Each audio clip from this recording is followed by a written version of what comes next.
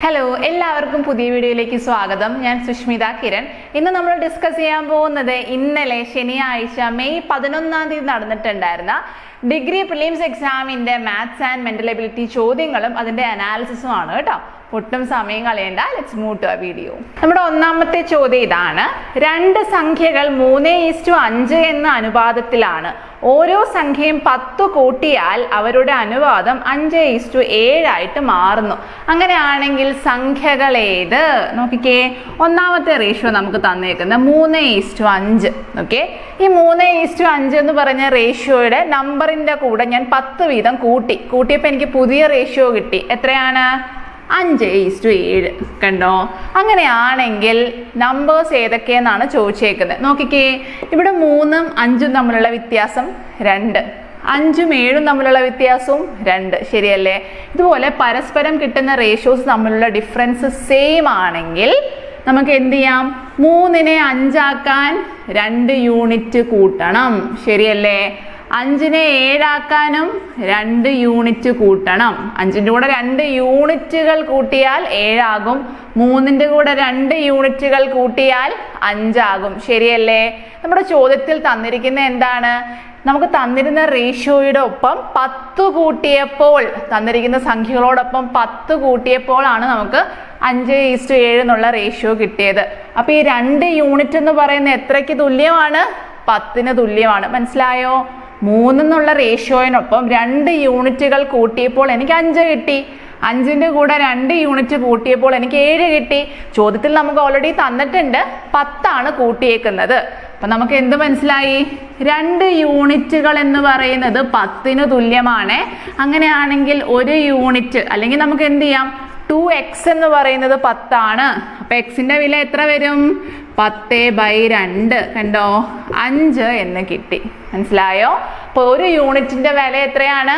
5. Fine. എന്താ ചെയ്യണ്ടേ? തന്നിരിക്കുന്ന റേഷ്യോയിന്റെ കൂടെ ഈ നമ്പർ അങ്ങ് ഗുണിച്ചാൽ മതി.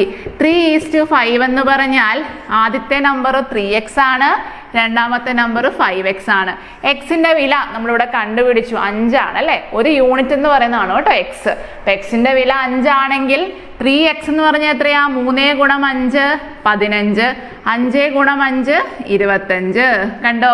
അപ്പൊ നമ്മുടെ ആൻസേഴ്സ് എത്രയൊക്കെയാണ്? 15ഉം 25ഉം. മനസ്സിലായോ?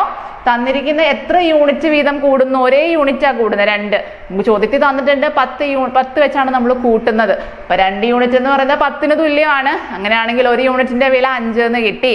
1 യൂണിറ്റിന്റെ വില കിട്ടിക്കഴിഞ്ഞാൽ തന്നിരിക്കുന്ന റേഷ്യോനൊപ്പം അത് ഗുണിച്ചു കഴിഞ്ഞാൽ എന്ത് കിട്ടും? നമുക്ക് നമ്പേഴ്സ് കണ്ടുപിടിക്കാം. ഓക്കെ, അപ്പൊ നമ്മുടെ ആൻസർ എത്ര വന്നു? 15, 25. അടുത്ത ചോദ്യം. രണ്ടാമത്തെ ചോദ്യം നോക്കിക്കേ. 60 ദിവസം കൊണ്ടൊരു നിർമ്മാണ ജോലി പൂർത്തിയാക്കാൻ ഒരു കരാറുകാരൻ 210 പേരെ നിയമിച്ചു. 60 ദിവസം കൊണ്ട് 210 ജോലിക്കാര് ജോലി ചെയ്യുകയാണെങ്കിൽ അവിടുത്തെ പണി മുഴുവനും തീരും. ശരിയല്ലേ? 60 ദിവസം കൊണ്ടൊരു നിർമ്മാണ ജോലി പൂർത്തിയാക്കാൻ ഒരു കരാറുകാരൻ 210 പേരെ നിയമിച്ചു. ഓക്കെ, 210 ആളുകളെ വെച്ചിട്ട് എന്ത് ചെയ്തു? അയാൾ 60 ദിവസം കൊണ്ട് അയാളുടെ ജോലി തീർക്കും. ഇനി 12 ദിവസത്തിന് ശേഷം അദ്ദേഹം 70 പേരെ കൂടി ചേർത്തു. അപ്പൊ ഈ 12 ദിവസം അവിടെ ആര് മാത്രമേ ഉള്ളൂ? ഈ 12 ദിവസം അവിടെ 210 പേര് മാത്രമേ ജോലി ചെയ്യുന്നുള്ളൂ. 12 ദിവസം കഴിഞ്ഞപ്പോൾ എന്ത് ചെയ്തു? 70 പേരെയും കൂടെ അയാൾ കൊണ്ടുപോയിട്ട് ഗ്രൂപ്പിലേക്ക് ചേർത്തു. അങ്ങനെയാണെങ്കിൽ എത്ര ദിവസം കൊണ്ട് ഈ ജോലി പൂർത്തിയാകും എന്നാണ് ചോദിച്ചേക്കുന്നത് കേട്ടോ. നമുക്കിത് എക്സ്പാൻഡ് ചെയ്തും ചെയ്യാം, സിമ്പിൾ ആയിട്ടും ചെയ്യാം കേട്ടോ. എക്സ്പാൻഡ് ചെയ്യുന്നത് എങ്ങനെയാ? നമ്മൾ ആദ്യം ടോട്ടൽ വർക്ക് കണ്ടുപിടിക്കും, ഒരാളുടെ വർക്ക് കണ്ടുപിടിക്കും. 210 പേര് 12 ദിവസം കൊണ്ട് ചെയ്ത ജോലി എത്രയാന്ന് കണ്ടുപിടിക്കും. അങ്ങനെയാണെങ്കിൽ 210 + 70 പേരും കൂടെ വന്നല്ലോ. അവരെല്ലാം കൂടെ എത്ര ദിവസം കൊണ്ട് ചെയ്യും എന്നുള്ളത് നമുക്ക് കണ്ടുപിടിക്കാൻ പറ്റും കേട്ടോ. അതാണ് ഒരു ലോങ് മെത്തേഡ് രീതിയാണ്. തൽക്കാലം അങ്ങനെ ചെയ്യേണ്ട, നമുക്ക് ചെയ്യാൻ വേറൊരു സിമ്പിൾ ആയിട്ടുള്ള രീതി പറഞ്ഞു തരാം. നോക്കിക്കേ, 60 ദിവസം കൊണ്ടാണ് 210 പേര് ഒരു ജോലി തീർക്കുന്നത്. ശരിയല്ലേ? അപ്പൊ 12 ദിവസം, ആദ്യത്തെ 12 ദിവസം അവിടെ ആര് മാത്രമേ ഉള്ളൂ? ഈ 210 ആൾക്കാർ മാത്രമേ ഉണ്ടായിരുന്നുള്ളൂ. അപ്പൊ അവരുടെ ജോലി ചെയ്തു. അതിനുശേഷം ഇനി എത്ര ദിവസം ഇവിടെ ബാക്കിയുണ്ട്? 48 ദിവസം ബാക്കിയുണ്ട്. ശരിയല്ലേ? ഈ 48 ദിവസവും 210 പേര് ജോലി ചെയ്താൽ നമ്മുടെ ജോലി തീരും. ശരിയല്ലേ? ആകെ 60 ദിവസമാണ് 210 ആളുകൾക്ക് ജോലി ചെയ്യാൻ വേണ്ടത്. ഈ 60 ദിവസത്തിനകത്ത് 12 ദിവസം അവർ ഒറ്റയ്ക്ക് ജോലി ചെയ്ത് കഴിഞ്ഞു. ഇനി ബാക്കിയുള്ള 48 ദിവസം ആര് ജോലി ചെയ്യണം? ഈ 210 പേര് തന്നെ ജോലി ചെയ്താൽ ആ ജോലി മൊത്തത്തിൽ തീരും. അപ്പൊ 48 ദിവസം എത്ര പേര് ജോലി ചെയ്യുന്നുണ്ട്? അവിടെ 210 ആൾക്കാർ ജോലി ചെയ്യുന്നുണ്ട്. ഇനി ഇവര് ചെയ്യുന്ന അതേ ജോലിയാണ് എത്ര ആളുകൾ ചെയ്യുന്നേ? 70 പേരെ കൂടെ നമ്മുടെ ഗ്രൂപ്പിലേക്ക് കൊണ്ടുവന്നു കേട്ടോ. അതായത് 12 ദിവസം കഴിഞ്ഞപ്പോൾ നമ്മുടെ ഗ്രൂപ്പിലേക്ക് ആര് വന്നു? 70 ആളുകളും കൂടി വന്നു. ആദ്യം 210 പേരുണ്ടായിരുന്നു. 70 പേരും കൂടെ വന്നപ്പോൾ എത്രയായി? 280 പേരായി. ശരിയല്ലേ? ഇപ്പൊ നമ്മുടെ കയ്യിൽ എത്ര ആൾക്കാരുണ്ട്? 280 ആൾക്കാരുണ്ട്. 280 ആൾക്കാർക്ക് 48 ദിവസം വേണ്ടി വരുമോ? ഇല്ല, ആള് കൂടിയില്ലേ? ആള് കൂടിയാൽ ദിവസം കുറയും. എത്ര ദിവസം നമുക്ക് അറിയില്ല. ഞാൻ അതിനെ എന്ത് വിളിച്ചു? എക്സ് എന്ന് വിളിച്ചു. മനസ്സിലായോ? നമുക്കൊരു സമവാക്യം ഉണ്ടല്ലേ, M1 D1 എന്ന് പറയുന്നത് M2 D2 തുല്യമാണ്. അതായത് M1 ആളുകൾ D1 ദിവസം കൊണ്ട് ചെയ്യുന്ന അതേ ജോലി M2 ആളുകൾ D2 ദിവസം കൊണ്ട് ചെയ്യുന്നുണ്ടെങ്കിൽ വർക്ക് എപ്പോഴും ഈക്വൽ ആയിരിക്കും. നമുക്ക് അവരെ രണ്ടുപേരെയും ഇക്വേറ്റ് ചെയ്യാം. ഇവിടെ M1 എത്രയാണ്? 210. D1 എത്രയാണ്? 48 ദിവസം. 210 പേർക്ക് 48 ദിവസം ഉണ്ടെങ്കിലേ ബാക്കിയുള്ള വർക്ക് തീർക്കാൻ പറ്റുള്ളൂ. പക്ഷെ 280 പേർക്ക് അത്രയും ദിവസം വേണ്ട. എന്താണെങ്കിലും നമ്മുടെ ഉത്തരം 48നേക്കാളും ചെറുതായിരിക്കും. ഫൈൻ. ഇനി 280 × x എന്ന് നമ്മൾ എഴുതി. ഇനി എക്സിന്റെ വില കണ്ടുപിടിക്കാലോ. എക്സിന്റെ വില കാണാൻ എന്ത് ചെയ്താൽ മതി? എക്സിനെ അവിടെ തന്നെ നിർത്തുക. 48 × 210 ഡിവൈഡഡ് ബൈ 280നെ താഴോട്ട് അങ്ങ് വിടുക. ഇത് നമുക്ക് വെട്ടി ചെയ്യാലോ. 0 0 പോയി. 7 × 3 21, 7 × 4 28, 4 × 1 4, 4 × 12 48, 12 × 3 36. കണ്ടോ? 36 ദിവസമാണ് നമ്മുടെ ഉത്തരം. ചെയ്ത് മനസ്സിലായി എന്ന് വിചാരിക്കുന്നു കേട്ടോ. ആകെ നമ്മുടെ കയ്യിൽ ഉണ്ടായിരുന്നത് 60 ദിവസം. 60 ദിവസം എത്ര ആൾക്കാർ വേണം? 210 ആൾക്കാർ ജോലി ചെയ്താലേ ആ ജോലി തീരുള്ളൂ. പക്ഷെ ആദ്യത്തെ 12 ദിവസം കഴിഞ്ഞ് ഗ്രൂപ്പിലേക്ക് എത്ര ആൾക്കാരും കൂടെ വന്നു? 70 പേരും കൂടെ വന്നു. അപ്പൊ ഞാൻ എന്ത് ചെയ്തു? ആദ്യത്തെ 12 ദിവസം ഇവർ മാത്രമേ അവിടെ ജോലി ചെയ്തിട്ടുള്ളൂ. അപ്പൊ ഈ 60ൽ നിന്ന് 12 പോയാൽ പിന്നെ 48 ദിവസമല്ലേ ബാക്കിയുള്ളൂ. അപ്പൊ ഈ 48 ദിവസവും 210 പേര് തന്നെ ജോലി ചെയ്താൽ ആ ജോലി തീരും. അപ്പൊ നമ്മൾ വർക്ക് കണ്ടുപിടിച്ചു. 48 ദിവസം 210 പേരുണ്ടെങ്കിലേ ആ ജോലി തീരത്തുള്ളൂ. എന്നാൽ അതേ സമയത്ത് 280 പേർക്ക് എത്ര ദിവസം വേണം? രണ്ടുപേരും ഒരേ ജോലിയാണ് ചെയ്യുന്നത്, ഒരേ വർക്കാണ് അവർക്ക് കംപ്ലീറ്റ് ചെയ്യാനുള്ളത്. അപ്പൊ നമുക്ക് രണ്ടും കൂടെ അങ്ങ് ഇക്വേറ്റ് ചെയ്യാം. ഇക്വേറ്റ് ചെയ്യുമ്പോൾ എന്ത് ചെയ്യും? അവിടെ നിന്ന് എക്സിന്റെ വില കണ്ടെത്താം. എക്സിന്റെ വില എത്രയാണ്? 36 ദിവസം. മനസ്സിലായോ? അടുത്ത ചോദ്യം നോക്കിക്കേ. ഒരു വല്ലാത്ത ചോദ്യമാണ് കേട്ടോ അത്. ഒരാൾ 2 കുതിരകളെ 6000 രൂപയ്ക്ക് വിൽക്കുന്നു. 2 കുതിരകളെ 6000 രൂപ വീതം വിൽക്കുന്നു എന്നാണ്. ആ ചോദ്യത്തിൽ ഒരു ചെറിയ എറർ ഉണ്ട്. അതിന്റെ കറക്റ്റ് ക്വസ്റ്റ്യൻ നമ്മൾ നോക്കുകയാണെങ്കിൽ ഈച്ച് എന്നൊരു വാക്ക് ചോദ്യപേപ്പറിനകത്തുണ്ട് കേട്ടോ. അപ്പോൾ ഒരാൾ 2 കുതിരകളെ 6000 രൂപയ്ക്കാണ് വിൽക്കുന്നത്. അപ്പൊ നോക്കിക്കേ, ഒന്നാമത്തെ കുതിരയെ ഞാൻ കുതിര നമ്പർ 1 എന്ന് വിളിച്ചു. രണ്ടാമത്തെ കുതിരയെ ഞാൻ കുതിര നമ്പർ 2 എന്ന് വിളിച്ചു. അപ്പൊ രണ്ടുപേരെ ഞാൻ എത്ര രൂപയ്ക്ക് വിറ്റു? 6000 രൂപയ്ക്കാണ് വിൽക്കുന്നത്. ഒന്നാമത്തെ ആളെ 6000 രൂപയ്ക്ക് വിറ്റു, രണ്ടാമത്തെ ആളെ 6000 രൂപയ്ക്ക് വിറ്റു. ഇതാണ് എൻ്റെ വിറ്റ വില. വിറ്റ വിലയെ ഞാൻ എന്ത് വിളിച്ചു? സെല്ലിംഗ് പ്രൈസ് എന്ന് വിളിച്ചു. SP എന്നങ്ങോട്ട് എഴുതി കൊടുത്തു കേട്ടോ. ഇനി ഇടപാടിൽ നഷ്ടമോ ലാഭമോ അയാൾക്കില്ല. അതാണ് അവിടുത്തെ മെയിൻ പ്രശ്നം. സാധാരണ രീതിയിൽ നമ്മൾ ഒരേ വിലയ്ക്ക് വിറ്റാലും നമുക്ക് അവിടെ നഷ്ടമോ ലാഭമോ എന്തെങ്കിലുമൊക്കെ വരാനുള്ള സാധ്യതയുണ്ട്. പക്ഷെ ഇവിടെ പറഞ്ഞിരിക്കുന്നത് എന്താണ്? അയാൾക്ക് ലാഭവും കിട്ടിയില്ല, നഷ്ടവും കിട്ടിയില്ല. അങ്ങനെയാണ് ആലോചിച്ച് നോക്കിക്കേ. ടോട്ടൽ സെല്ലിംഗ് പ്രൈസ് രണ്ടും കൂടെ കൂട്ടിയാൽ എത്രയാ? 12000 രൂപ. അയാൾ മൊത്തത്തിൽ അതിനെ വിറ്റത് എത്ര രൂപയ്ക്കാ? 12000 രൂപയ്ക്കാണ്. അങ്ങനെയാണെങ്കിൽ അയാൾ വാങ്ങിയതും എത്ര രൂപയ്ക്കായിരിക്കണം? 12000 രൂപയ്ക്കായിരിക്കണം. ശരിയല്ലേ? രണ്ടുപേരെ വിറ്റ വിലയും വാങ്ങിയ വിലയും തുല്യമായിരിക്കണം. എങ്കിലല്ലേ നമുക്ക് എന്ത് പറയാൻ പറ്റുള്ളൂ? അവിടെ ലാഭവും ഇല്ല നഷ്ടവും ഇല്ല എന്ന് പറയാൻ പറ്റുള്ളൂ. ഇതിനെ ഞാൻ 12000 രൂപയ്ക്ക് ഞാൻ ഒരു സാധനം വാങ്ങിച്ചു, ഞാൻ 12000 രൂപയ്ക്ക് തന്നെ അത് വിറ്റു. അപ്പൊ എനിക്ക് അവിടെ ലാഭവും ഇല്ല നഷ്ടവും ഇല്ല. മനസ്സിലായോ? ഓവറോൾ നമുക്ക് അവിടെ പ്രോഫിറ്റും ഇല്ല ലോസും ഇല്ല എന്ന് പറയുന്നതിന്റെ അർത്ഥം എന്താണ്? ടോട്ടൽ സെല്ലിംഗ് പ്രൈസും ടോട്ടൽ കോസ്റ്റ് പ്രൈസും സെയിം ആണ്. ഫൈൻ. ഇനി അയാൾ ഒരു കുതിരയെ 25% ലാഭത്തിൽ വിറ്റെങ്കിൽ മറ്റേ കുതിരയെ വിൽക്കുന്ന നഷ്ടത്തിന്റെ ശതമാനം എത്ര? നോക്കിക്കേ. ഒരു കുതിരേനെ അയാൾ 25% ലാഭത്തിലാണ് വിറ്റത്.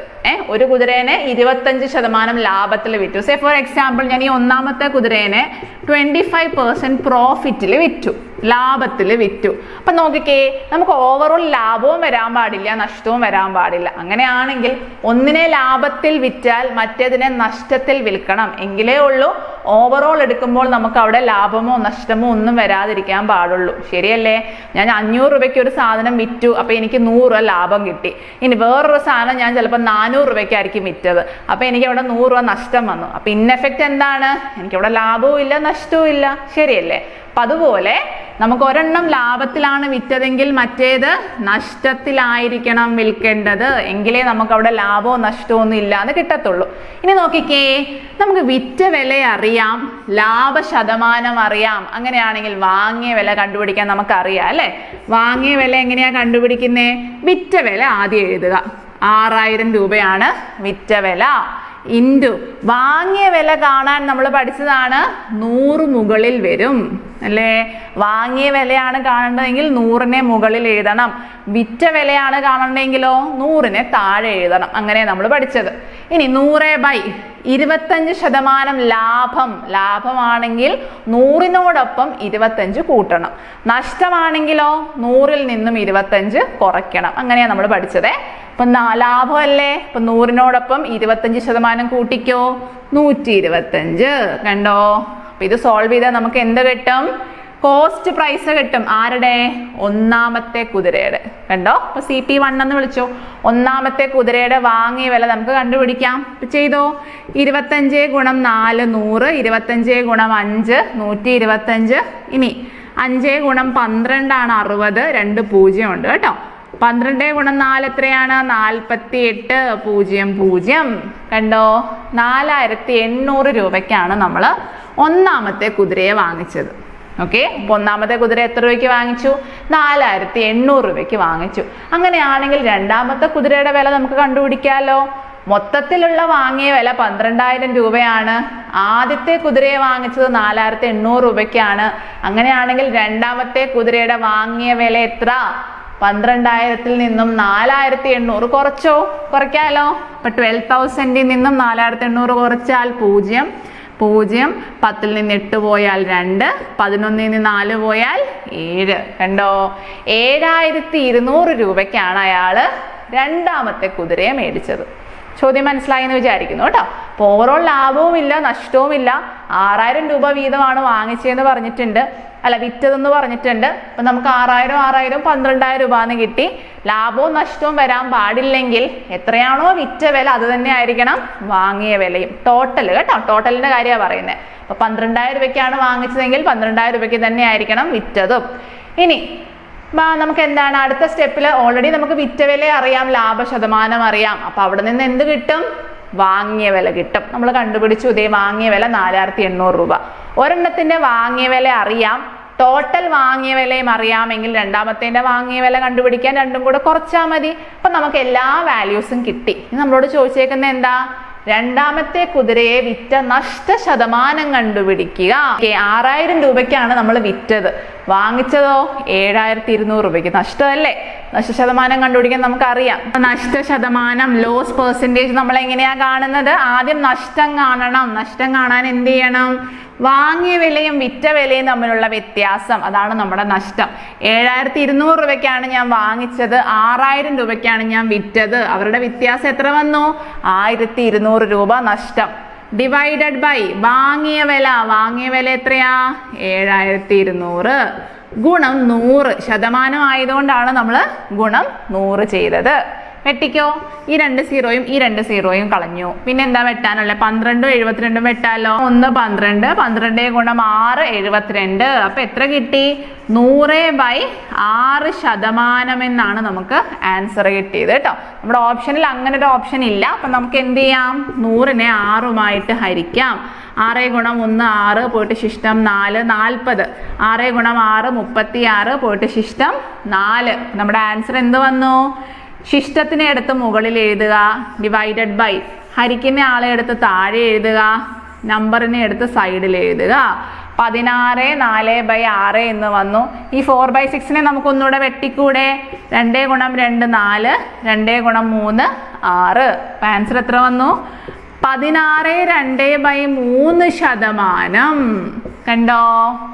ഓപ്ഷൻ നോക്കാം. ഇവിടെ ആൻസർ ഓപ്ഷൻ ബി ആണ് കേട്ടോ, 16 2/3%. ഈ ചോദ്യം ഒരു 1-2 തവണയൊക്കെ ഒന്ന് ചെയ്ത് നോക്കണം കേട്ടോ, എസ്പെഷ്യലി വരുന്ന LD ക്ലർക്ക് പരീക്ഷയ്ക്കൊക്കെ തയ്യാറെടുക്കുന്ന കുട്ടികൾ. കാരണം ഇങ്ങനത്തെ നമ്മളൊക്കെ വളരെ അപൂർവമായിട്ടേ നമുക്ക് PSC ചോദ്യപേപ്പറുകൾ കാണാറുള്ളൂ. അതുകൊണ്ട് മസ്റ്റായിട്ടും ചെയ്ത് പഠിക്കുക. അടുത്ത ചോദ്യം, ഓരോ 1/10 കിലോഗ്രാം തൂക്കമുള്ള ആപ്പിൾ കൊണ്ട് ഒരു പെട്ടി നിറയ്ക്കണം. ആപ്പിൾ നിറച്ചതിന് ശേഷം പെട്ടിയുടെ ഭാരം 4/5 കിലോഗ്രാമിൽ കൂടരുത്. പെട്ടിയിൽ വെക്കാവുന്ന പരമാവധി ആപ്പിൾ എത്ര? വളരെ സിമ്പിൾ ആണ് അല്ലേ? എത്രേ പാടുള്ളൂ? 4/5 പാടുള്ളൂ. അതിനെ എന്ത് ചെയ്യണം? നമ്മുടെ ഓരോ ആപ്പിളിന്റെ വെയിറ്റുമായിട്ട് ഹരിക്കുക. ഒരു ആപ്പിളിന്റെ വെയിറ്റ് എത്രയാ? 1/10 കിലോഗ്രാം. ടോട്ടൽ നമുക്ക് പറ്റുന്നത്ര ക്വാണ്ടിറ്റീനെ ഓരോന്നിന്റെയും വെയിറ്റുമായിട്ട് ഹരിച്ചാൽ നമുക്ക് എന്ത് ചെയ്യാം? ടോട്ടലി അതിനകത്ത് എന്തുമാത്രം ആപ്പിൾ കൊള്ളും എന്നുള്ളത് കണ്ടുപിടിക്കാം, എണ്ണം കണ്ടുപിടിക്കാം കേട്ടോ. നമുക്ക് എണ്ണം കണ്ടുപിടിക്കാൻ വേണ്ടിയിട്ട് ഏറ്റവും സിമ്പിൾ മെത്തേഡാണ് രണ്ടും കൂടെ ഹരിക്കുക. 4/5 ഗുണം ഹരണം മാറ്റി ഗുണനമാക്കുമ്പോൾ തന്നിരിക്കുന്ന എന്താണ്? നമ്മുടെ ഫ്രാക്ഷനെ നേരെ തിരിച്ചെഴുതണം. 1/10 എന്തായിട്ട് മാറും? 10/1. വെട്ടാലോ? 5 × 1 5 × 2. അപ്പൊ 4 × 2 എത്രയാണ്? 8. നമ്മുടെ ഉത്തരം എത്ര വന്നു? 8 എന്ന് കിട്ടി. ഫൈൻ. അപ്പൊ ഇതുപോലെ നമുക്ക് ടോട്ടൽ വെയിറ്റ് തന്നിട്ടുണ്ട്, പിന്നെ ഓരോന്നിന്റെയും വെയിറ്റ് തന്നിട്ടുണ്ടെങ്കിൽ ടോട്ടലിനെ ഓരോന്നിന്റെ വെയിറ്റുമായിട്ട് ഹരിച്ചാൽ മതി. നമുക്ക് എണ്ണം കണ്ടുപിടിക്കാം. അടുത്ത ചോദ്യം, ഗണിത ശ്രേണിയിൽ 10877 തുക ലഭിക്കാൻ എത്ര പദങ്ങൾ ചേർക്കണം? നോക്കിക്കോ, 5 9 13 എന്നിങ്ങനെ പോകുന്ന ശ്രേണിയിൽ നമുക്ക് സമ്മ തന്നിട്ടുണ്ട്, തുക തന്നിട്ടുണ്ട്. എത്രയാണ്? 10 8 7 7. ഇതാണ് നമ്മുടെ തുക എന്ന് പറയുന്നത്. അപ്പൊ ഈ തുക കിട്ടാൻ വേണ്ടിയിട്ട് എത്ര പദങ്ങൾ ചേർക്കണം എന്നാണ് ചോദിച്ചിരിക്കുന്നത്. എന്നിന്റെ വിലയാണ് കണ്ടുപിടിക്കേണ്ടത്. ഫൈൻ. അപ്പൊ നമുക്ക് ചെയ്യാനുള്ളതേ ഉള്ളൂ അല്ലെ. അപ്പൊ തുക കാണാൻ നമുക്കൊരു ഇക്വേഷൻ ഉണ്ട്. എന്താണ്? Sn = n/2 × 2a + n-1 × d. ഇതാണ് നമ്മുടെ തുക കാണാനുള്ള ഇക്വേഷൻ. രണ്ടെണ്ണം ഉണ്ട്. അവസാനത്തെ പദം അറിയാമായിരുന്നെങ്കിൽ നമുക്കിവിടെ a + l എന്ന് എഴുതിയാൽ മതിയായിരുന്നു. ഇപ്പൊ അവസാനത്തെ പദം നമുക്ക് അറിയില്ല, അതുകൊണ്ട് നമ്മൾ ഈ ഇക്വേഷനാണ് യൂസ് ചെയ്യാൻ പോകുന്നത്. ഇനി അപ്പൊ എസ് നമുക്ക് തന്നിട്ടുണ്ട്. എത്രയാണ്? 10877. എന്നിന്റെ വില എനിക്ക് അറിഞ്ഞുകൂടാ, ഞാൻ n/2 എന്ന് തന്നെ ഇട്ടു. ഇനി 2 × a. ഇവിടെ എത്രയാ? 5. എന്ന് പറഞ്ഞാൽ എന്താ? ആദ്യ പദമാണ് നമ്മുടെ a കേട്ടോ. അപ്പൊ എയുടെ വില എത്രയാ? 5.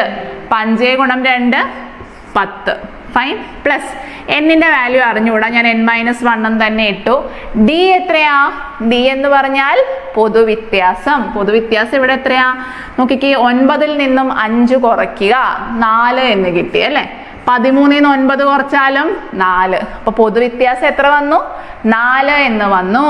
അപ്പൊ ഡി എത്രയാണ്? 4. ഫൈൻ. ഇനി നമുക്ക് എന്ത് ചെയ്യാം? ഈ രണ്ടിനെ ഇങ്ങോട്ട് വിടാം. വിട്ടോ? 7 × 2 14 ശിഷ്ടം 1.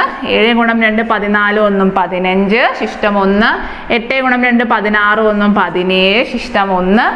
0 1 തന്നെ വരും. 1 × 2 2. കണ്ടോ? 21754 എന്ന് കിട്ടി. അത് എന്തിനു തുല്യമാണെന്ന് നോക്കിക്കേ. n × 10 + 4n - 4 തുല്യമാണ്. ഇനി 10 4 കൂടെ കുറയ്ക്കാലോ നമുക്ക്. 10 4 കുറച്ച് എത്ര വരും? 6 എന്ന് വരും. കണ്ടോ? 10 4 പോയാൽ 6. അപ്പൊ 6 + 4n എന്ന് കിട്ടി. ഇനി നമ്മൾ ഇതിനെ സോൾവ് ചെയ്താൽ n × n n² ഒരു ക്വാഡ്രാറ്റിക് ഇക്വേഷൻ നമുക്ക് അവിടെ കിട്ടും. ക്വാഡ്രാറ്റിക് ഇക്വേഷൻ നമുക്ക് സോൾവ് ചെയ്താൽ ഉത്തരം കണ്ടുപിടിക്കാം. അത് ഒന്നാമത്തെ രീതി. രണ്ടാമത്തെ രീതി എന്ന് പറയുന്നത് ഓപ്ഷൻസ് സബ്സ്റ്റിറ്റ്യൂട്ട് ചെയ്ത് കൊടുക്കുക കേട്ടോ. നമുക്ക് തന്നിരിക്കുന്ന ഓരോ വാല്യൂവും എന്നിന്റെ സ്ഥാനത്ത് ഇട്ട് കൊടുക്കുക, ഗുണിക്കുക, ഈ ആൻസർ കിട്ടുന്നുണ്ടോ എന്ന് നോക്കുക. അതാണ് നമുക്ക് ചെയ്യാൻ പറ്റുന്ന രണ്ടാമത്തെ രീതി. നമ്മൾ ചെയ്ത് നോക്കുമ്പോൾ നമുക്ക് അതിനകത്ത് ഓപ്ഷൻ സി ആണ് ആൻസർ വരുന്നത് കേട്ടോ.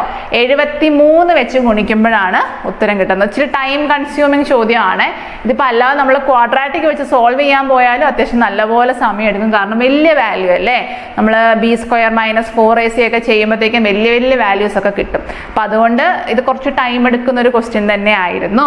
അപ്പൊ നമുക്ക് ചെയ്യാലോ. എന്നിൻ്റെ വാല്യൂ 73 ഇട്ട് കൊടുത്ത് നോക്കിക്കേ. 73 ഗുണം 6 + 4 × 73. അപ്പം 73 ഗുണം 4 ചെയ്യാം. 73 ഗുണം 4 എത്രയാ? 4 ഗുണം 3 12 ശിഷ്ടം 1. 7 ഗുണം 4 28 1 29. 292 6 കൂടെ കൂട്ടിയാൽ എത്ര വരും? 298 എന്ന് വരും അല്ലേ? അപ്പൊ ബ്രാക്കറ്റിനകത്ത് നമുക്ക് എത്ര കിട്ടി? 298 എന്ന് കിട്ടി. ഫൈൻ. ഇനി 298 × 73 ചെയ്ത് നോക്കുക. 8 ഗുണം 3 24 ശിഷ്ടം 2. 9 ഗുണം 3 27 2 29. 3 ഗുണം 2 6 6 2 8. 8 × 7 56 5. 9 ഗുണം 7 63 63 5 68. ശിഷ്ടം 6. 7 ഗുണം 2 14 14 6 എത്രയാണ്? 14 6 20. 4 എന്ന് കിട്ടി. 6 10 6 16 5 15 എന്ന് കിട്ടി. ശിഷ്ടം 1. 8 8 16 1 17 ശിഷ്ടം 1. കണ്ടോ? 21754 21754 തന്നെ നമുക്ക് കിട്ടി. അപ്പം ഇപ്പുറത്തും അപ്പുറത്തും ഒരേ സംഖ്യ കിട്ടിയത് കൊണ്ട് നമ്മുടെ ഉത്തരം എന്താണ്? എന്നിൻ്റെ വാല്യൂ 73 ആണ്. ഇതിപ്പം ഞാൻ ചെയ്ത് നോക്കി ഇങ്ങനെ കണ്ടുപിടിച്ചത് കൊണ്ട് നമുക്കിങ്ങനെ പറയാം. പക്ഷെ എക്സാം പോയിന്റ് ഓഫ് വ്യൂവിൽ ചെയ്യുമ്പോൾ ഭയങ്കര പാടാണ്. ഓപ്ഷൻ 1ഉം ഓപ്ഷൻ 2ഉം സബ്സ്റ്റിറ്റ്യൂട്ട് ചെയ്തിട്ട് ഓപ്ഷൻ 3ലേക്ക് വരിക എന്ന് പറയുമ്പം പ്രാക്ടിക്കലി അത് കുട്ടികളെ വലയ്ക്കുന്ന ഒരു ചോദ്യം തന്നെയാണ്. ഒരുപാട് സമയം കളയും. ഫൈൻ. ഇനി ഇതല്ലാതെ ക്വാഡ്രാറ്റിക് വെച്ച് ചെയ്യാൻ പോയാലും ഇതേ സമയം തന്നെ എടുക്കും കേട്ടോ. അപ്പം എന്താണെങ്കിലും ഇങ്ങനത്തെ ചോദ്യങ്ങളൊക്കെ വന്നാൽ കഴിവതും സ്കിപ്പ് ചെയ്യാനേ ഞാൻ പറയുള്ളൂ. ഒരുപാട് സമയം അതിൽ കളഞ്ഞ് നമുക്ക് ബാക്കിയുള്ള ക്വസ്റ്റ്യൻസും കൂടെ അറ്റംപ്റ്റ് ചെയ്യാൻ പറ്റാതെ വരരുത്. ഓക്കെ, അടുത്ത ക്വസ്റ്റ്യൻ. 42 സെന്റിമീറ്റർ വ്യാസവും 10 സെന്റിമീറ്റർ ഉയരവുമുള്ള ഒരു സിലിണ്ടർ ആകൃതിയിലുള്ള ബക്കറ്റ് നിറയെ മണൽ നിറച്ചിരിക്കുന്നു. ബക്കറ്റിലെ മണൽ താഴേക്കിട്ടപ്പോൾ മണൽ ഒരു കോണിന്റെ ആകൃതിയിലേക്ക് മാറി. കോണിന്റെ ഉയരം 21 സെന്റിമീറ്റർ ആണെങ്കിൽ കോണിന്റെ അടിസ്ഥാന വിസ്തീർണം എത്ര എന്നാണ് ചോദിച്ചേക്കുന്നത്. ബേസ് ഏരിയ ആണ് കണ്ടുപിടിക്കേണ്ടത് കേട്ടോ. അപ്പൊ കോണിന്റെ ബേസ് ഏരിയ എന്ന് പറയുന്നത് πr² ആണ്. കാരണം എന്താ? കോൺ ഇരിക്കുന്നത് എങ്ങനെയാ? ഇങ്ങനെയല്ലേ ഇരിക്കുക. അപ്പൊ ബേസിന്റെ ഏരിയ ആണ് ചോദിച്ചേക്കുന്നത്. ബേസ് എന്ന് പറയുന്നത് എന്താ? ഒരു വൃത്തവാ. വൃത്തത്തിന്റെ ഏരിയ πr². അപ്പൊ അതുകൊണ്ടാണ് നമ്മൾ πr² ആണ് നമുക്കിവിടെ കണ്ടുപിടിക്കേണ്ടത്. ഇനി രണ്ടിനകത്തും കൊണ്ടിരുന്ന മണൽ സെയിം ആണ് അല്ലേ? നമ്മുടെ സിലിണ്ടറിനകത്ത് കൊണ്ടിരുന്ന മണൽ തന്നെയാണ് നമ്മൾ പുറത്തേക്ക് ഇട്ടത്. അപ്പൊ രണ്ടുപേരുടെയും വോളിയം തുല്യമായിരിക്കും. സിലിണ്ടറിന്റെ വോളിയം എത്രയാ? πr²h ആണ്. കോൺ എന്ന് പറയുന്നത് സിലിണ്ടറിന്റെ 1/3 ഭാഗമായിരിക്കും. സോ കോണിന്റെ വോളിയം 1/3 πr²h ആയിരിക്കും. കണ്ടോ? രണ്ടുപേരുടെയും വോളിയം കണ്ടുപിടിക്കുന്നത് അല്ലെങ്കിൽ വ്യാപ്തം കണ്ടുപിടിക്കാനുള്ള ഇക്വേഷൻ ആണ് πr²h 1/3 πr²h. ഫൈൻ. ഇനി നമുക്ക് തന്നേക്കുന്ന വാല്യൂസ് ഒക്കെ എഴുതാലോ. 42 സെന്റിമീറ്റർ വ്യാസമുള്ള സിലിണ്ടർ ആണ് കേട്ടോ. വ്യാസമാണ് എത്രയും 42. അപ്പൊ നമുക്ക് റേഡിയസ് എന്ന് പറയുന്നത് എന്താണ്? അതിന്റെ നേർ പകുതി ആയിരിക്കും. 21 ആണ് നമ്മുടെ റേഡിയസ്. സിലിണ്ടറിന്റെ ആണ് ഇപ്പൊ പറയുന്നത് കേട്ടോ. അപ്പൊ പൈയുടെ വാല്യൂ എത്രയാ? 22/7. അപ്പൊ ഇതങ്ങ് തൂത്തുകളയാണേ. പൈയുടെ വാല്യൂ 22/7 ഗുണം r എത്ര കിട്ടി? 21. 21ന്റെ വർഗം ഇൻറ്റു ഹൈറ്റ് അല്ലെങ്കിൽ ഉയരം നമുക്ക് തന്നിട്ടുണ്ട്. 10 സെന്റിമീറ്റർ ഉയരമുള്ള സിലിണ്ടർ. പെച്ചിന്റെ വാല്യൂ 10 എന്ന് കിട്ടി. കണ്ടോ? അതെന്തിന് തുല്യമാണ്? 1/3. ഈ πr² ഒന്നും ചെയ്യണ്ട, അതിന് അങ്ങനെ തന്നെ ഇടുക കേട്ടോ. കാരണം കോണിന്റെ ബേസ് ഏരിയ ആണ് നമുക്ക് കണ്ടുപിടിക്കേണ്ടേ. കോണിന്റെ ബേസ് ഏരിയ എന്താണ്? πr² തന്നെയാ. ഈ πr² അങ്ങനെ തന്നെ എഴുതുക, ഒരു വ്യത്യാസവും വരുത്താതെ എഴുതിക്കോ. ഇൻറ്റു ഹൈറ്റ് നമുക്ക് തന്നിട്ടുണ്ടോ നോക്കിക്കേ. മണൽ കോണിന്റെ ആകൃതിയിലേക്ക് മാറി. കോണിന്റെ ഉയരം 21 സെന്റിമീറ്റർ ആണ്. നോക്കിക്കേ, കോണിന്റെ ഹൈറ്റ് നമുക്ക് തന്നിട്ടുണ്ട് 21. ഇനി എന്ത് ചെയ്താൽ മതി? ഈ തന്നിരിക്കുന്ന വാല്യൂസിനെയൊക്കെ ഇപ്പുറത്തോട്ട് വിടുക, സോൾവ് ചെയ്യുക, πr² കണ്ടുപിടിക്കുക. ചെയ്യാം. πr² അവിടെ തന്നെ നിർത്തി, ബാക്കിയുള്ളതിനെല്ലാം ഇങ്ങോട്ട് വിടാലോ. 22 ഗുണം 21 ഗുണം 21ന്റെ വർഗമാണ്. അപ്പൊ ഞാൻ അതിന് 21 ഗുണം 21 എന്ന് എഴുതി. ഇൻറ്റു ഇവിടെ ഒരു 10 ഉണ്ട്. ഇൻറ്റു ഈ 3 മുകളിലേക്ക് വരുമല്ലോ. അപ്പൊ 3 മുകളിലോട്ട് വന്നു. ഇനി ഒരു 21 ഉണ്ട്, അതെങ്ങോട്ട് പോവും? താഴോട്ട് പോവും. മനസ്സിലായല്ലോ? ഇവിടെ ഒരു 7 ഉണ്ട്. 22/7 ഒരു 7ഉം കൂടെ ഉണ്ട്. ഫൈൻ. അപ്പം നമുക്ക് മുകളിൽ കിടന്ന വാല്യൂസ് ഏതൊക്കെ 22, 21ന്റെ വർഗ്ഗം, അതിന് ഞാൻ 21 × 21 എന്ന് എഴുതി. പിന്നെ ഇവിടെ ഒരു 10 ഉണ്ടായിരുന്നു, ആ 10നെ എഴുതി. ഈ താഴെ കിടന്ന 3 മുകളിലോട്ട് പോയി. പിന്നെ ഇവിടെ ഒരു മുകളിൽ കിടന്ന 21 താഴോട്ട് പോയി. ഫൈൻ. ഇനി നമുക്ക് സോൾവ് ചെയ്യാം. ഈ 21ഉം ഈ 21ഉം കൂടെ വെട്ടാം. 7 × 1 7, 7 × 3 21. ഇനി എല്ലാം കൂടെ ഗുണിച്ചാൽ മതി. 3 × 3 എത്രയാ? 9. 9 × 10 90. അപ്പോൾ 90 × 22 ചെയ്താൽ നമുക്ക് എന്ത് കിട്ടി? നമ്മുടെ ഏരിയ കിട്ടി. ചെയ്യാലോ? 2 × ഒരു 0 അവിടെ ഉണ്ട്. 2 × 9 18 ശിഷ്ടം 1. 2 × 9 18 ശിഷ്ടം 1 19. കണ്ടോ? 1980 ആണ് നമ്മുടെ ആൻസർ. 1980 cm² ആണ് നമ്മുടെ ഏരിയ. ചില കുട്ടികൾ എന്ത് ചെയ്യുന്നറിയോ? ഇവിടുന്ന് പയ്യൊക്കെ വെട്ടിക്കളഞ്ഞ് R² കണ്ടുപിടിക്കും, അവിടെ നിന്ന് 6 കണ്ടുപിടിക്കും, വീണ്ടും പോയിട്ട് R² കണ്ടുപിടിക്കും. അങ്ങനെ ചെയ്ത് സമയം കളയരുത് കേട്ടോ. നമ്മൾ യുക്തിപരമായിട്ട് ചിന്തിക്കണം, എന്താണ് കണ്ടുപിടിക്കേണ്ടത് അത് ആദ്യം അങ്ങോട്ട് എഴുതി വെക്കുക. R² കണ്ടുപിടിക്കണം. ആരുടെ?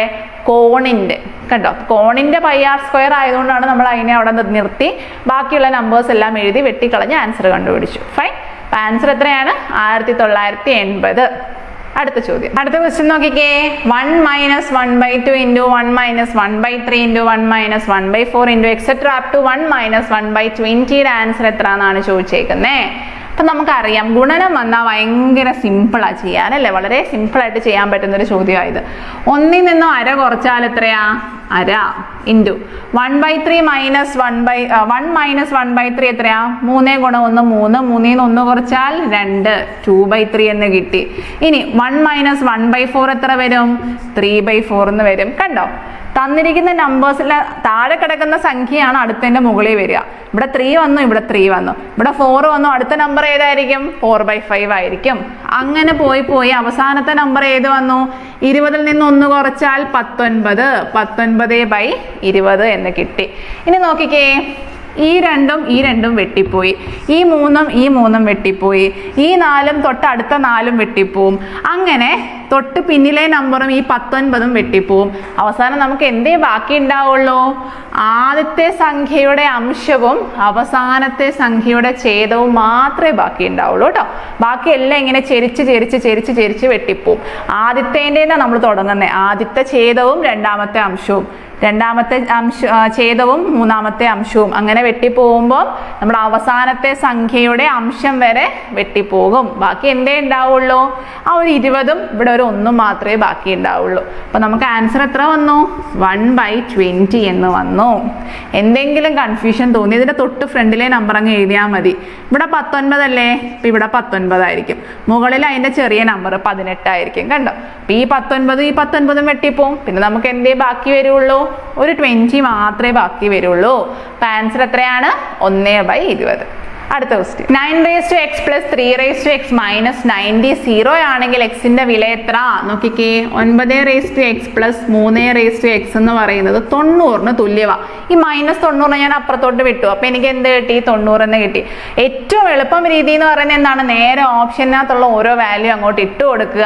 ഈ ആൻസർ കിട്ടുന്നുണ്ടോ എന്ന് നോക്കുക. ഉണ്ടെങ്കിൽ അതായിരിക്കും നമ്മുടെ ആൻസർ. അതാണ് നമുക്ക് ചെയ്യാൻ പറ്റുന്ന ഏറ്റവും സിമ്പിൾ മെത്തേഡ് കേട്ടോ.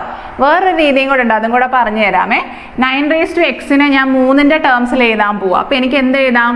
3ന്റെ സ്ക്വയർ ആണ് 9. ശരിയല്ലേ? 3ന്റെ സ്ക്വയർ ആണ് 9. അപ്പൊ 9x എനിക്ക് എങ്ങനെ എഴുതാം? 3x എന്ന് എഴുതിക്കൂടെ? പ്ലസ് 3x എന്ന് പറയുന്നത് 90ന് തുല്യമാണ്. 90നെ എനിക്ക് എങ്ങനെ എഴുതാം? 10 × 9 എന്ന് എഴുതാം. 9നെ എനിക്ക് എങ്ങനെ എഴുതാം? 3/2 എന്ന് എഴുതാം. ശരിയല്ലേ? 90നെ ഞാൻ 10 × 9 എന്ന് ആദ്യം എഴുതി, 9നെ 3ന്റെ വർഗ്ഗമാക്കി അങ്ങ് എഴുതി. ഫൈൻ.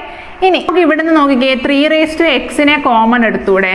ഇവിടുന്ന് 3x പോയി. ഇനി ബാക്കി ഇവിടെ എന്തേ ഉള്ളൂ? ഒരു 3/2 മാത്രമല്ലേ ബാക്കിയുള്ളൂ. പ്ലസ് ഇവിടെ 3x ആയിരുന്നു, അതിനെ ഞാൻ പുറത്തേക്ക് കളഞ്ഞു. അപ്പം ഇനി ബാക്കി എനിക്ക് എന്തേ ഉള്ളൂ? ഒരു 1 മാത്രമല്ലേ ബാക്കിയുള്ളൂ. അപ്പം 3/2 + 1 എന്ന് പറഞ്ഞാൽ എന്താ? 3/2 എന്ന് പറഞ്ഞാൽ 3 × 3 9. 9ന്റെ കൂടെ 1 കൂട്ടിയാൽ എത്രയാ? 10. കണ്ടോ? ഈ ബ്രാക്കറ്റിനകത്ത് എനിക്ക് എന്ത് കിട്ടി? 10 എന്ന് കിട്ടി. അത് എന്തിന് തുല്യമാണ്?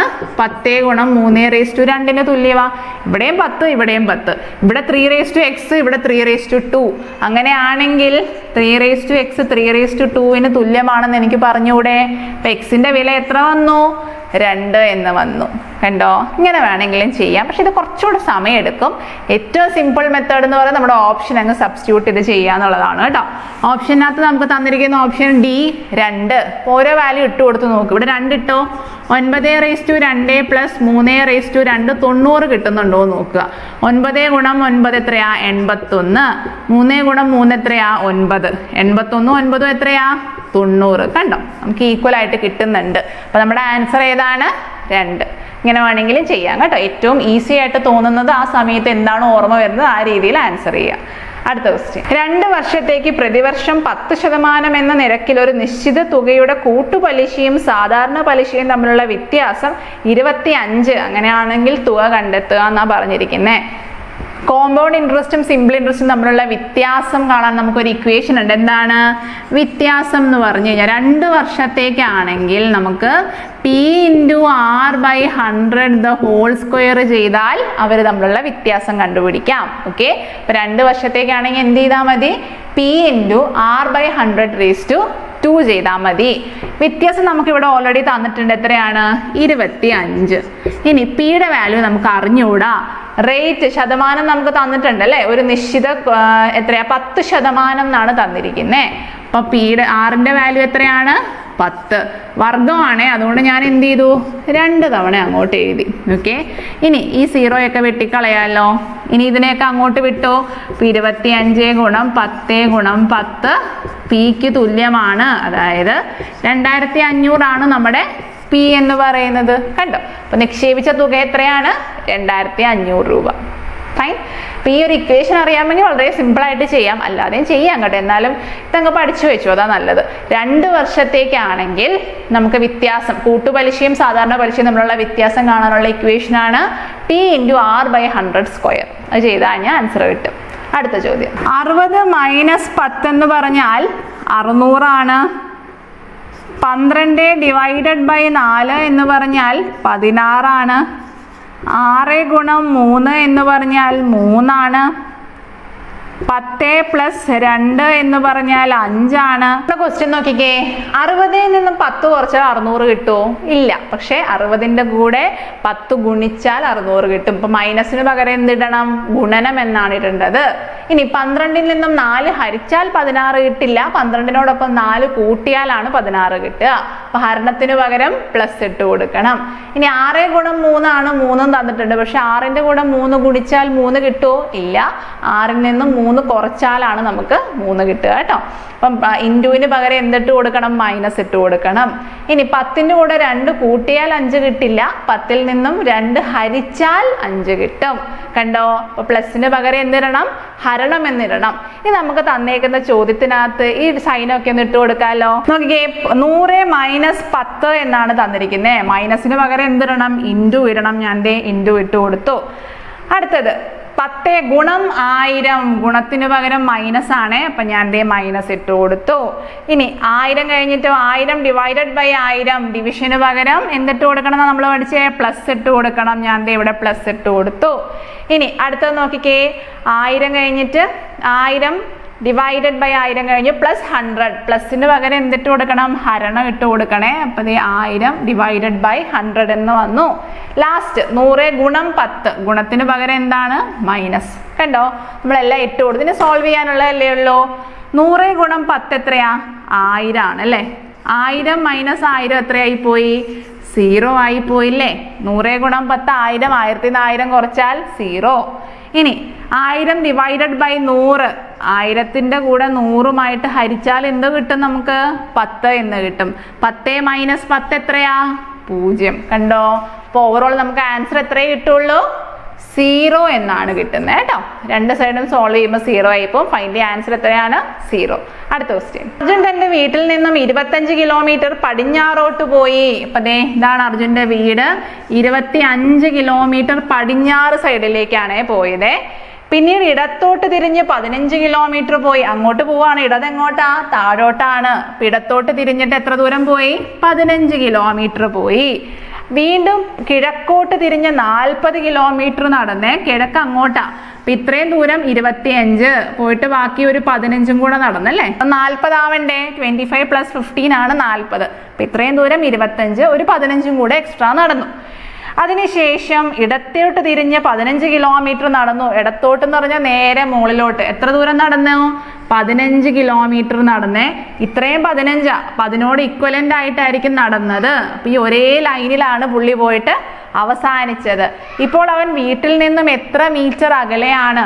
ഇവിടെ നിന്നല്ലേ തുടങ്ങിയത്. അപ്പൊ ഈ ദൂരം കണ്ടുപിടിച്ചാൽ മതി. 15 അല്ലേ? അപ്പൊ ഇതും എത്രയായിരിക്കും? 15 ആയിരിക്കും. ഇത്ര ദൂരം തന്നെയാണ് ഈ ദൂരവും തന്നേക്കുന്നേ.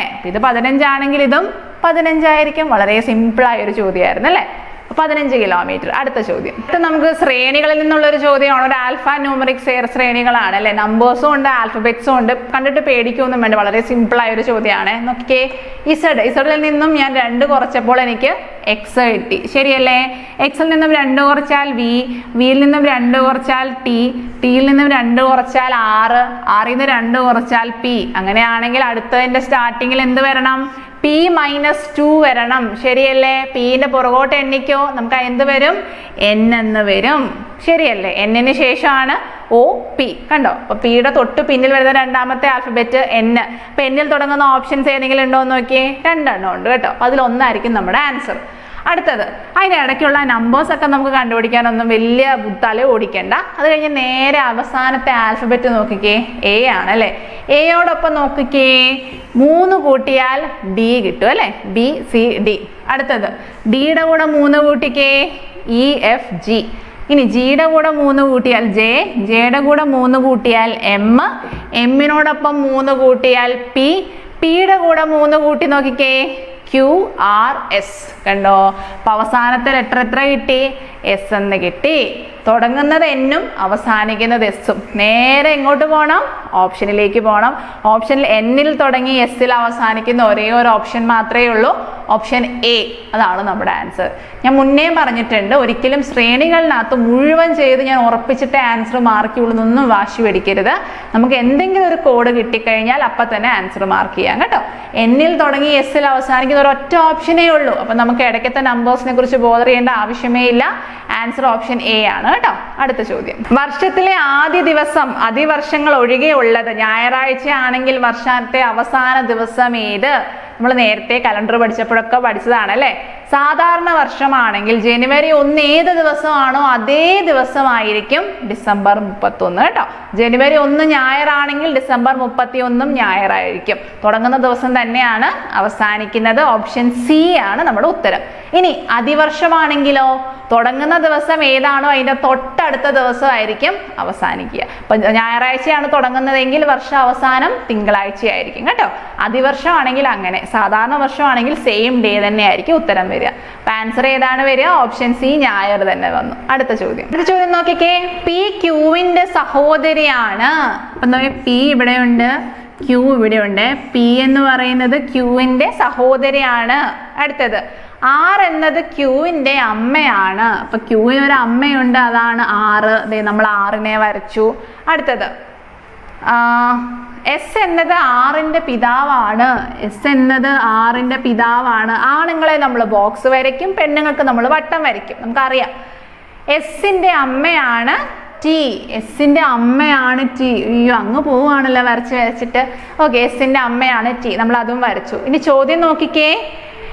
എങ്കിൽ Pക്ക് S-ഉമായിട്ടുള്ള ബന്ധം, Pക്ക് S-ഉമായിട്ടുള്ള ബന്ധം P ആരാണോ എന്നാണ് ചോദ്യത്തിൽ ഉദ്ദേശിക്കുന്നത് കേട്ടോ. Pക്ക് S-ഉമായിട്ടുള്ള ബന്ധം എന്ന് പറഞ്ഞാൽ ഫസ്റ്റ് പേഴ്സണെ കുറിച്ചാണ് അവിടെ സംസാരിക്കുന്നത്. P ആരായിട്ട് വരും?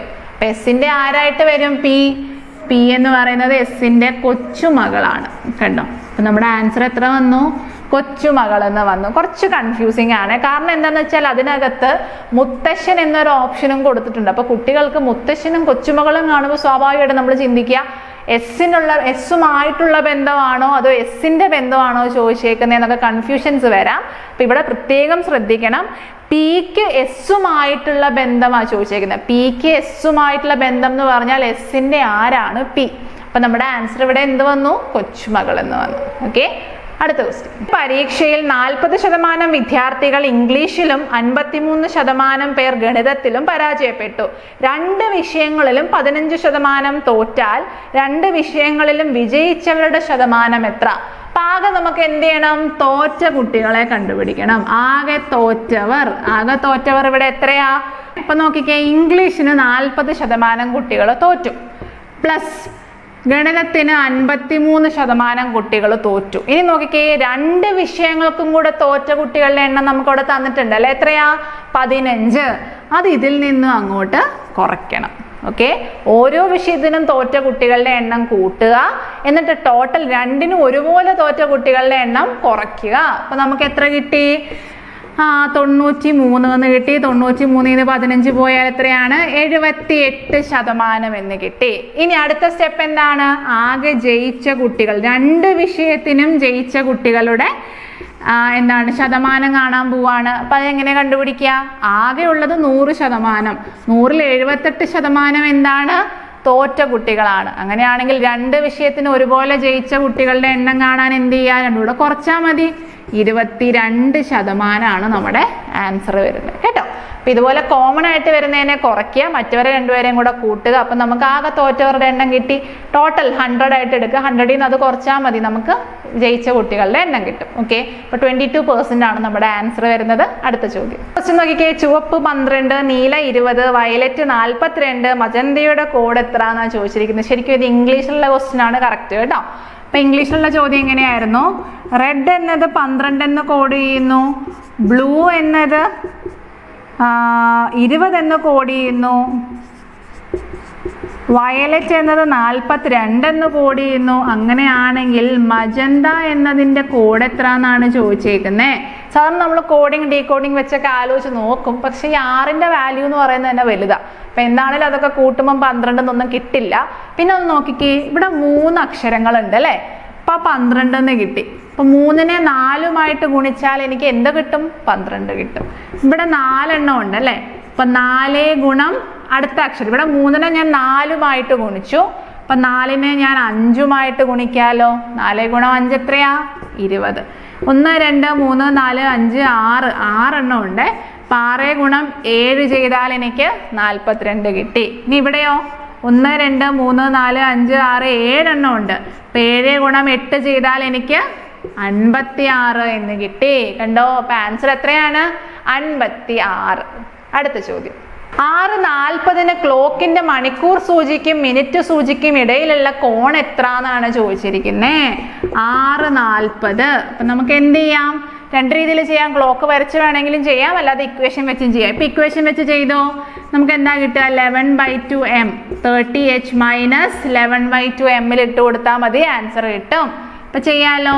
30 ഗുണം എച്ചിൻ്റെ വാല്യൂ ഇവിടെ എത്രയാണ്? 6 മൈനസ് 11/2 ഇൻറ്റു എമ്മിൻ്റെ വാല്യൂ ഇവിടെ എത്രയാണ്? 40.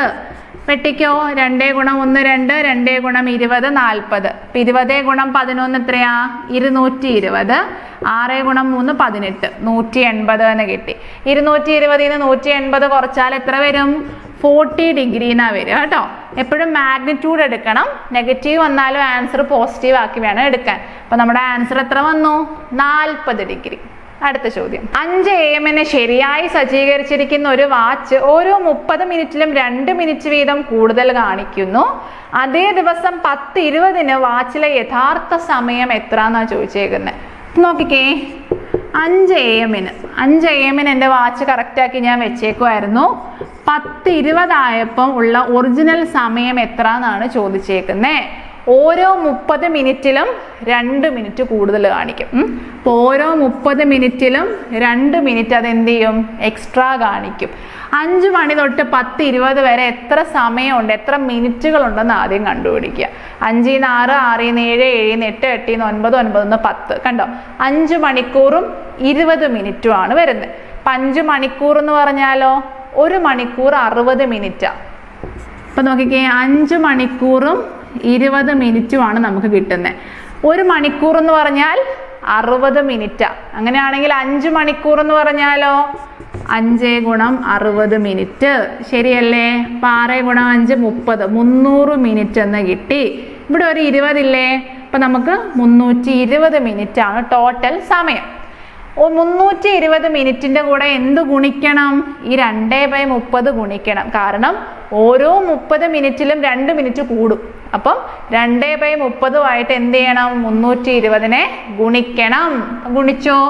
320 × 2/30 ചെയ്യാലോ. ഇപ്പോൾ 0 വെട്ടിപ്പോയി. 3 ഗുണം ഇത് 2 കൂടെ ഗുണിച്ചോ? 64. 64/3 എന്ന് കിട്ടി. സോ 64നെ 3 നമുക്ക് പെർഫെക്റ്റ്ലി ഹരിക്കാൻ പറ്റില്ല.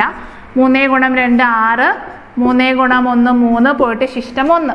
ഏകദേശം 21 മിനിറ്റ്, 21 പോയിന്റ് സംതിങ് വരും. അതവിടെ നിന്നോട്ടെ. ഇപ്പം 21 മിനിറ്റ് ആണ് അവിടെ കൂടുതൽ വരുന്നത്. അപ്പം ആക്ച്വൽ സമയം 10:20 നമ്മുടെ വാച്ചിൽ കാണിക്കുന്നുണ്ടെങ്കിൽ 21 മിനിറ്റ് ഫാസ്റ്റ് അത്. നമ്മുടെ സമയം ശരിക്കും എത്രയേ ഉള്ളൂ? 21 മിനിറ്റ് കുറയ്ക്കണം.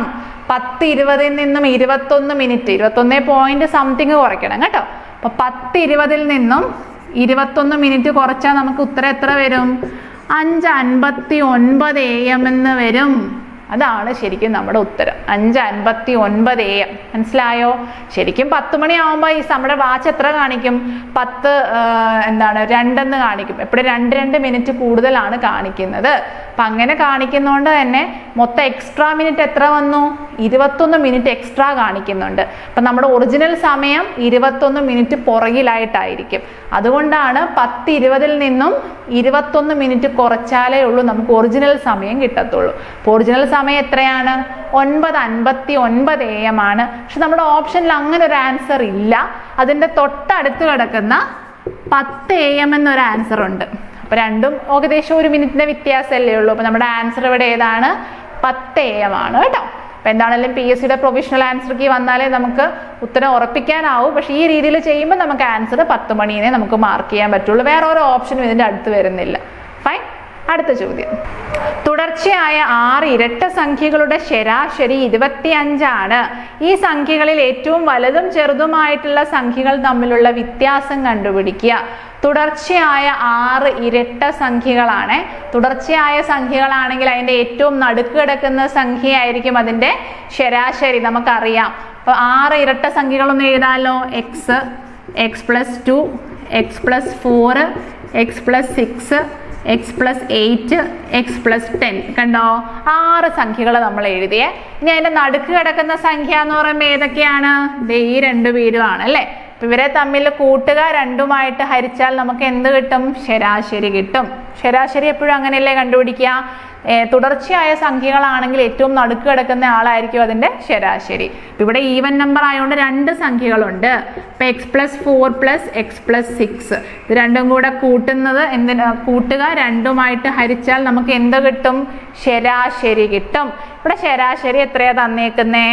25 എന്നാണ് തന്നേക്കുന്നത്.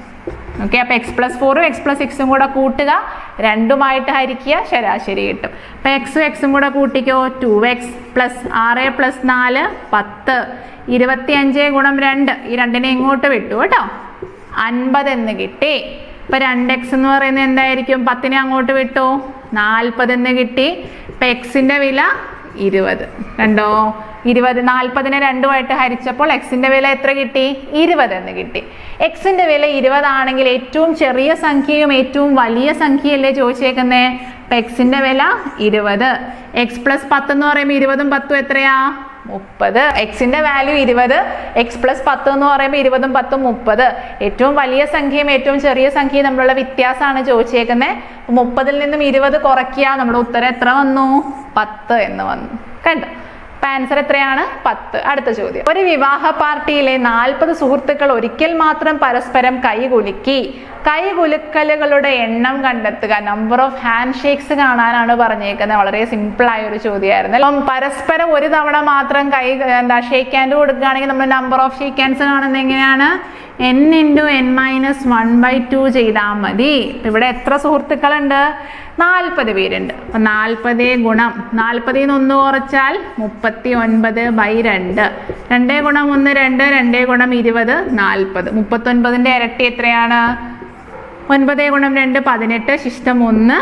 3 ഗുണം 2 6, 6 1 7. കണ്ടോ? 780 ആണ് നമ്മുടെ ആൻസർ വരുന്നത് കേട്ടോ. ഓപ്ഷൻ ഡി ആണ് ആൻസർ.